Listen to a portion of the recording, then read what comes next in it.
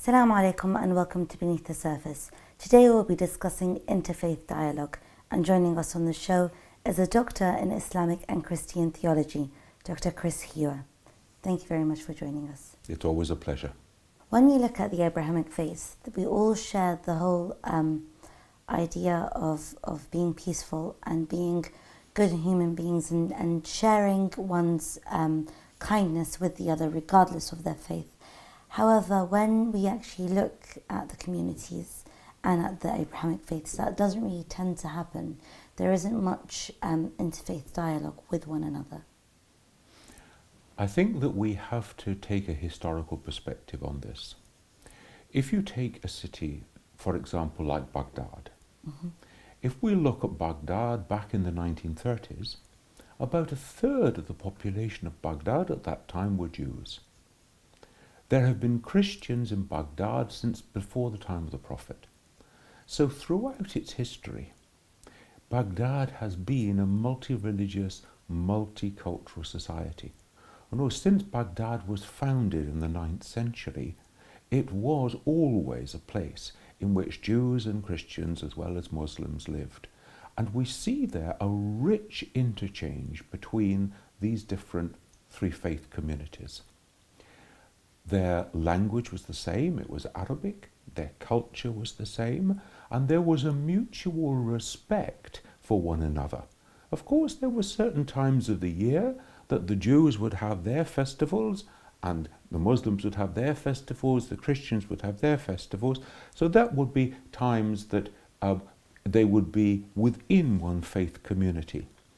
But there was a mutual human respect, and there was a mutual belief that we are all part of the one human family under God, and that we are all worshipping God.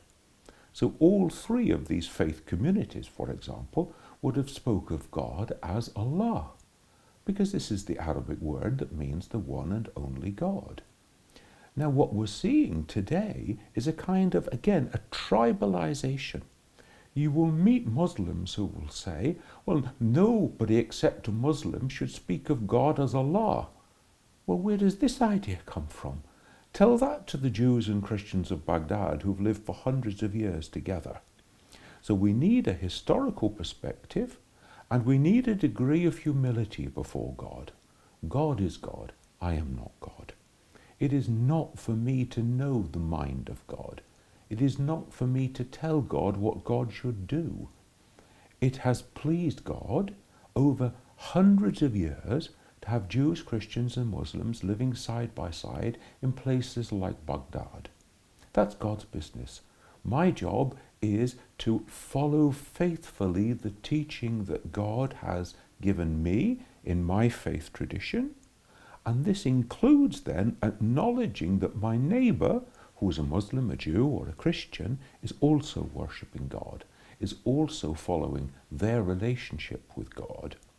And then we need to go one step further, and we need to say, if I'm worshipping God and you're worshipping God, maybe God has got something to teach me through your relationship with God, through the revelation that you have received from God, through your prophet, through your way of life, through your Sharia, through the way that you live out that relationship with God. So this is open property to everybody. And this is true interfaith dialogue. Human beings standing before God, listening to God speaking to them through the other faith community, respecting difference, and saying, well, I can't follow you in that particular belief, but I accept your right to believe it, even though I disagree. Because in the end of the day, if God had so wanted, God could have made everybody on the same path. But it seems that that's not the way that God has wanted it. Otherwise, God is immensely inefficient. But then when we look at the historical context, you said that Baghdad was mainly a place where all three religions would come together and they wouldn't really have that dispute between one another, whereas today there is that in Baghdad and in many other cities. Why do you think that is? Like, what changed? It's because of the depravity of human beings. It's because they go seeking power. It's because they abuse and manipulate people. It's because of a lack of faith in God. Because if I truly feared God and feared the day of judgment and knew that God would hold me to account. So I've spent the last 30 odd years of my life working in Christian-Muslim relationships. People ask me, why have you done this? Why do you do this kind of work? You could have been a professor in some big university or whatever. And my answer is very simple, because I fear the day of judgment. I fear standing before God, and God says to me, I sent another of my faithful communities to live alongside you. What made you so arrogant as to believe you had nothing to learn from them? Now, this is really what we're talking about. We're talking about two individuals, two communities with full humility before God. It's not for me to tell God what to do. So somebody comes to me, for example, and says, I used to be a Christian and now I've become a Muslim. What do you think about that? My answer is very clear and very straightforward. You and I, on the day of judgment, will have to stand alone before God and give an account of our lives. Now, if you're telling me that you know that you have to stand before God, and you're telling me you believe that God has called you to follow the way of Islam, what else can I say but Alhamdulillah? All praise be to God who has called you, and all praise that you have followed God in this calling. It's not my business. No, it's this sort of humility and respect which must underpin our interfaith relations. It's not about having arguments and me proving I'm right and you're wrong or the other way around. It's about acknowledging our common servantness before God. Every human being is the Abd Allah. We're all the servants of God, and therefore that's the humility that we need to have. How many commonalities do we actually have between the Christian and the Islamic faith? We have a huge amount of common ground. First of all, we have the common ground of the belief in one and only God. So when there is no tribalization of God, there isn't a Muslim God and a Christian God, for example. So this is our fundamental uniting point. Our second fundamental uniting point is God is the creator of the whole of creation. God is the creator of every human being. God loves every human being absolutely, totally, equally. Therefore, we have common humanity. One God, one humanity. And therefore, the concerns of every human being and every human community are our concerns. These two things bind us together. Thirdly, we have the common belief that God has spoken and given us guidance, that God has sent amongst us men and women of great piety and wisdom who have led exemplary lives to guide us on that path. We have the common belief in human accountability, that on the day of judgment each one of us will stand before God and we will be accountable. We have the common belief in life after death, that this life is not all there is the life hereafter. We have the common belief that every human being is of infinite value before God, so that anybody who would kill one human being, it is as though they have killed all humankind. This is a common belief. We have a common belief in the two most fundamental commandments, as they are expressed by Jesus and by the Jewish tradition, for example. You shall love the Lord your God with all your heart, with all your soul, with all your mind, and with all your being. And you must love your neighbor as yourself. Exactly the same we would find in the Islamic tradition. So we have a huge amount of common ground. Of course, we have some differences as well, but the differences are richnesses, they are not impoverishment. Because the differences remind us to this humility. It's not for me to tell God how God deals with humankind. It's not for me to tell God that God got it wrong here. That is the ultimate sin of Iblis. You remember, Iblis stands before God and says, "Excuse me, God, you got that wrong. Don't send human beings to the earth. Listen to me, God, I know better than you do." This is the ultimate sin. The ultimate sin of pitting one's judgment against God and saying, "I know better than you do."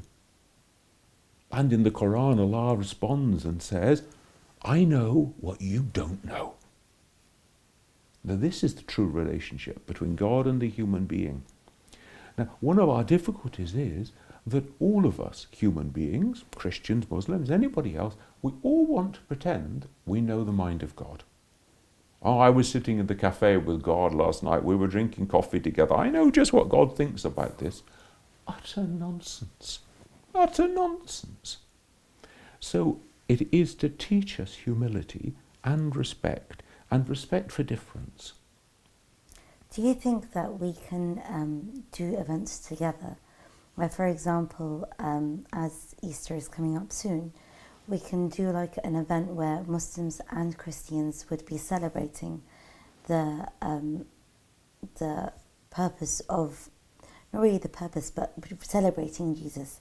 And as the Muslims believe he's a prophet, they would celebrate him that way. And then the Christians believe he is the Son of God, so they would be celebrating him in that way as well. I think we can celebrate on three levels, as it were. Mm-hmm. Our first level of celebration is to truly learn what the other faith believes and teaches about God, about holy people, about the scriptures, and so on. So to really tool ourselves up, because very often we think we know. A Muslim thinks, "Oh, I know what Christians believe about Jesus or about God or whatever." And then when you actually get down to trying to find out and to learn, "I never realized it was like this." So that's our first commonality. Learning about one another, learning to understand one another. And you see, if you want to understand a way of life, a faith, a religion, you can't just understand that in your head. I need to feel in my heart what it is to be a Muslim, what it is to stand in this relationship with God, with the Quran, with the Prophet, with the community. And if I can't feel it in my heart, I don't understand. I don't understand Islam. So the first level then is of understanding. The second level is of sharing in common events. So I would see no problem at all with having an event around Easter time, for example, in which we have a Muslim speaker and a Christian speaker talking about the importance of Jesus in their faith tradition, talking about the importance of his life and of his teaching, just in the same way I would have no problem at other times of the year, let's say at Milad al-Nabi, that we should have Christian and Muslim talking together about the Prophet, or during the Muharram season talking about Imam Hussein, or during the Fatimi season talking about Lady Fatima, or whatever. So that these hugely important religious figures are, as it were, common property. They're shared between us. And of course we see them differently, but that is a richness. And thirdly, we have to make common cause, because in making common cause, we are sending a message to wider society. We're sending a message that we as faith communities are not mutual welfare societies. You know, if you join a mutual welfare society, then it looks after its members. Great. That is not Islam. That is not Christianity. We are not mutual welfare societies. We are there to care for all human beings by virtue of them being human.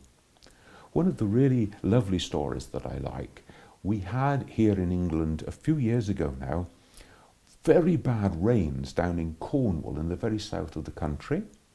We had landslides, we had huge destruction down there, and it meant there was no clean water to drink. Islamic Relief up in Birmingham said, this is our opportunity to make dawah. This is our opportunity to express what Islam is really about. And so they got all their lorries and they bought as much bottled water as they could find, and they put Islamic Relief logos on the side, and they drove all the way down the motorway to Cornwall, and they've hardly seen a Muslim in Cornwall, except on the TV screen when they're doing something bad. And they've said, this is what Islam is about. These are what Muslims are about. Here we give you water in your need because you're a human being. We ask for nothing in return. We ask not, are you a Muslim or are you a believer in God? You're a human being, that's enough. So by making these common causes, and we know if we look around that Christian and Muslim relief agencies, development charities are working together around the world. They are cooperating, they're sharing training, they're sharing personnel in the field, they're cross-funding each other. This is truly Islam and Christianity in action in the world.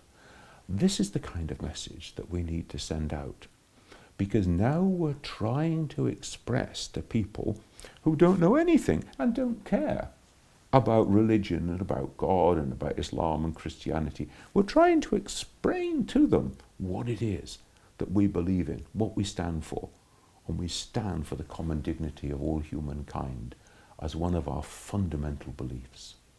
Are there a lot of groups where people can actually join the Christian faith or the Muslim faith, where they can be a great help and allow both faiths to share one another's beliefs at the same time? To, if there's a certain area that needs a bit of help, they would be able to go and assist them? Well, often there are community projects, neighborhood projects. You see, when, for example, we're told that you must give Zakat al-Fitr before you celebrate the Eid, you are to make sure that your neighbours have the necessary wherewithal to celebrate the Eid. This doesn't say your Muslim neighbours. So you are to take care of the neighbourhood in which you live. When the Prophet says it is an act of sadaqah to remove a stone from the pathway so that somebody doesn't trip, it doesn't say so that a fellow Muslim doesn't trip. So in this way, looking after our neighbourhood. Now, doing things, of course we can do things as two religious traditions, and that's very important. But we can also do things as two human traditions, looking after our neighbourhood, working with other people. And you see, this is a tremendous form of real dawah, because what we're doing is that we are expressing in our actions our love and concern and respect for the human dignity of the local community. And after a while, somebody comes and says, why are you doing this? I mean, you're a Muslim. These people are not Muslim. And it's an invitation for you to actually begin to explain something about what Islam is really about.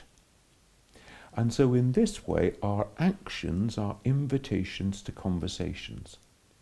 So there are lots of opportunities like this. There are both interfaith groups that one can join and work together, and then there are collaboration between Muslim groups and Christian groups.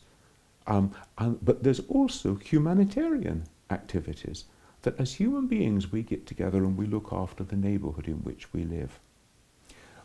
For example, when I worked in Birmingham, a local Muslim group in an area in which it was overwhelmingly Muslim, they came and said to me, we want your help, we want the help of the Christian community to stop the newsagents in this area from selling pictures of naked women, these magazines. And I said, a very good and noble ideal, but I won't help you. Why not? Because that's un-Islamic. What do you mean it's un-Islamic? Those are horrible pictures. I agree completely. But they're horrible pictures for all humankind, not just because this is a Muslim neighbourhood. So the message has to be taken out into the society. The message is there for the benefit of all humankind. So we're not called to be good little Muslims or good little Christians in our corral where we live alone, as though we pretend we're the only ones here. That's not the message. The message is help humankind to live a more human life. But then when we actually, there are many groups here in the UK that, not many, but small groups in the UK that aim to make the UK more of an Islamic country. And as you said, removing pictures of naked women, I understand where they're coming from, but then you can't actually do that in a community or not just community, in a place where some people actually like to see it, even though, of course, Islamically you're not meant to, but then that's none of your concern. You just don't buy that magazine, and if you did, don't look at that page, you know? But then what do you think we as Muslims community and Christian community can help with these groups that want to make the UK mainly an Islamic country? First of all, I think that we need a degree of realism. There are something like 3% of the total population of Britain today is Muslim. We can expect that that will grow. It might grow to 5 or to 6 or to 7%. The chances of 7% of the population dictating to the whole of the population the way that the society should live are pretty slim. So that really isn't the story that we want to work with. Secondly, what do we mean when we talk about an Islamic society? Often what we mean is, I insist that my interpretation of Islam should become for everybody in this place. Look, the reality is that we have Muslim majority countries all over the world. You show me which one of those is an Islamic country.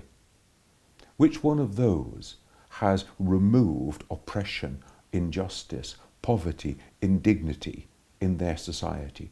Which one of those cares for the health of every one of their people, cares for the education of every one of their people?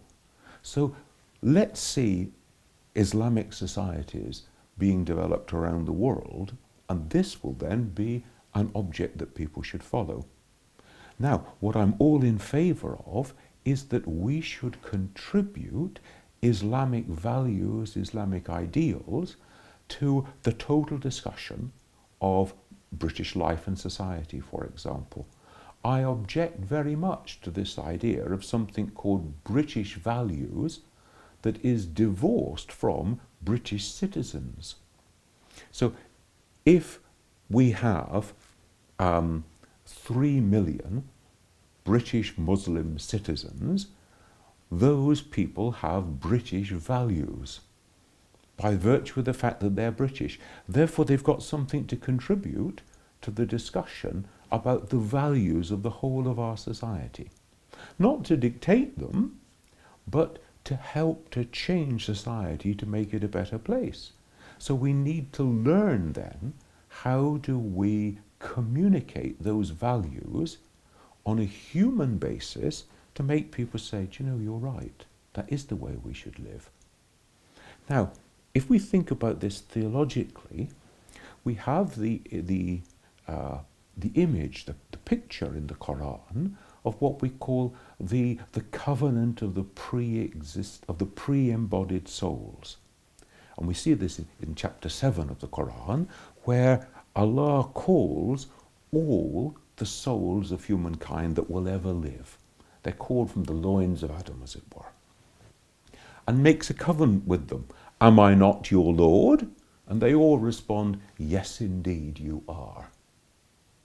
Now this means then that every single human being has what I call a kind of Islam-shaped vacuum inside them.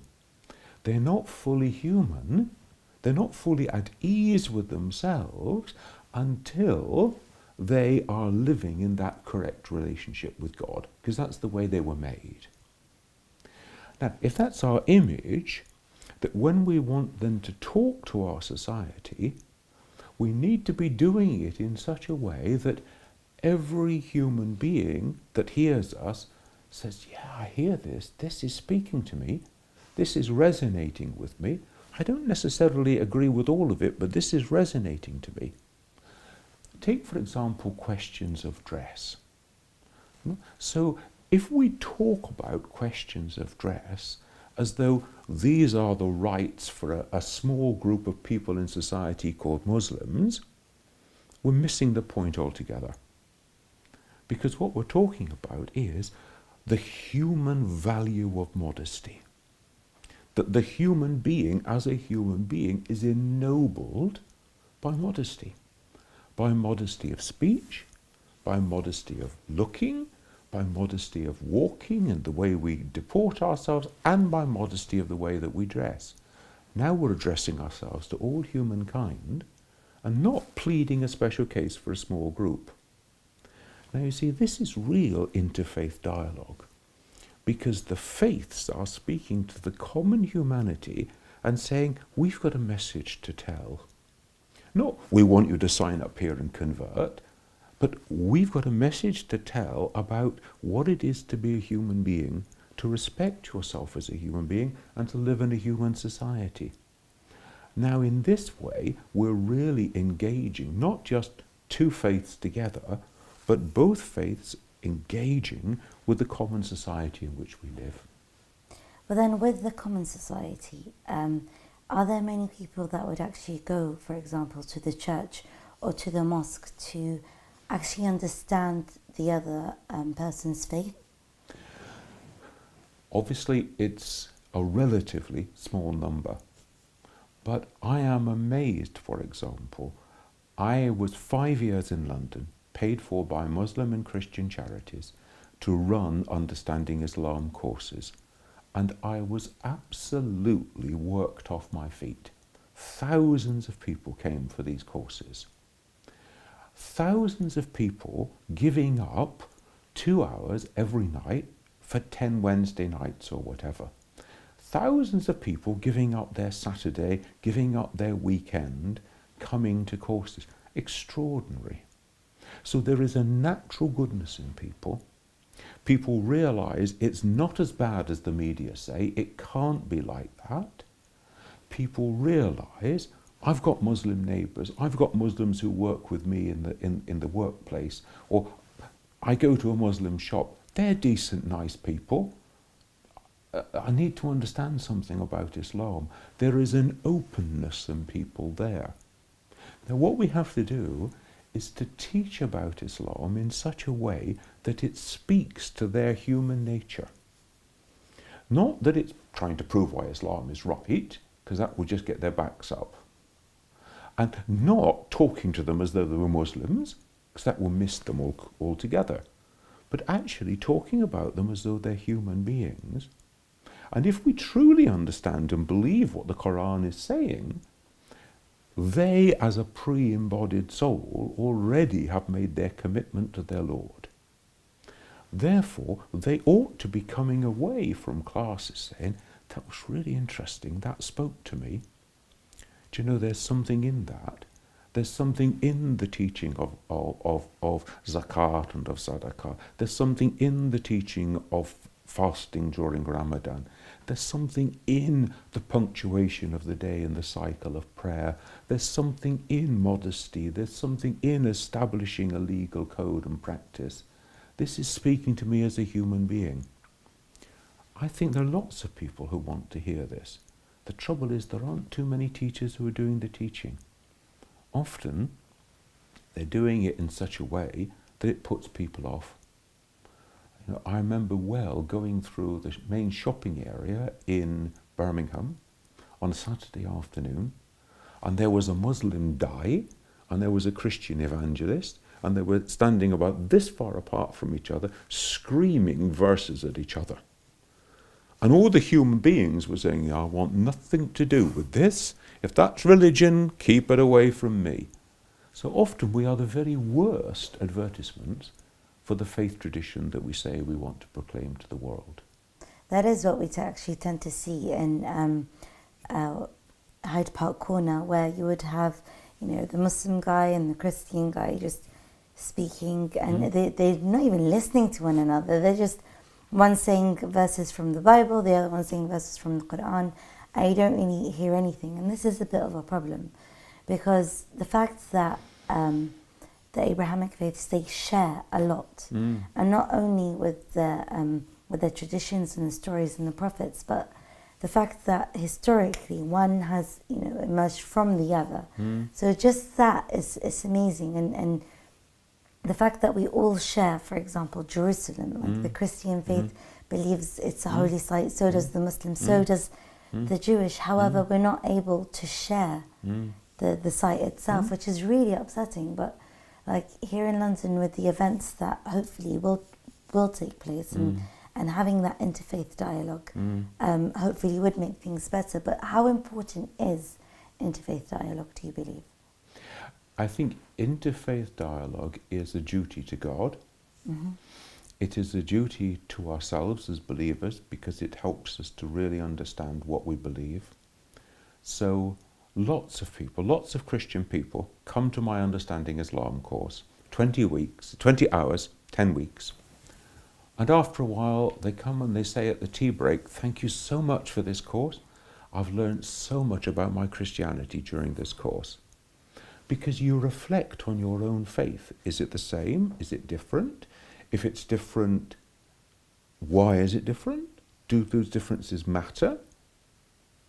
For example, Abraham is told by God that he is to sacrifice his son. The Bible says it was Isaac. The Quran says it was the son. The Islamic tradition has understood that to be Ishmael. Is this a massively important point of difference? No, because the whole point of the story is, in total obedience and self-surrender to God, Abraham was prepared to be obedient to God, even to the point of sacrificing his son. That's the point of the story. So we need to learn to live with difference, and so people think in this way. But then there are other times when people say, no, there is a difference here, and it really matters. It's really central. And then they start saying, well, okay, but why is it central? So they're interrogating their own faith, and they understand it better. So I have no problem with Muslims coming to learn about Christianity and going home better Muslims. I have no problem with Christians coming to learn about Islam and coming to a deeper understanding of their Christianity. This seems to me, this is part of the wonderful dynamic of interfaith education. There are people who want to do it. There are a lot more people than we would think. And there are a lot of people who come to courses and they say, it cannot be as bad as the newspapers and the politicians say. Please help me to understand something else. The other reason it's so important is that you cannot understand the news. For example, if you just listen to the news, every week you will get a story from Palestine about Israelis and Palestinians and Jews and Muslims and Christians. And if you just listened to that and you were ignorant, you would think that Jews and Muslims especially have always hated each other forever. If you just listen to the news and you hear about Iraq or ISIL or places like this, some things going on in Syria, you would say Sunni and Shia people must have hated each other forever. They must have been, tearing at each other's throats forever. These are completely untrue. The reality is that what is going on now is the aberration. This is not normal. Christian, Muslims and Jews have lived side by side in Damascus, in Baghdad, in Jerusalem for centuries. Sunni and Shia have lived alongside, sharing villages, sharing marriage, families together, sharing festivals for centuries. What is going on now is the aberration. And that's why this dialogue is so important, because it helps us to understand the news, what's going on in our world. And it stops us from being made fools of by propagandists. people who want to create division and sow hatred in society. These are the kind of people we need to oppose. Well, then with that, how can we actually oppose them? Because yes, we're going to be learning about one another's religion, but the media is very strong. It is very strong, but first of all, the thing they understand best in the world is money. If everybody stops buying that newspaper, if everybody stops watching that channel, the advertisers won't go there anymore. They will lose money, they will go out of business. So we have the ultimate power.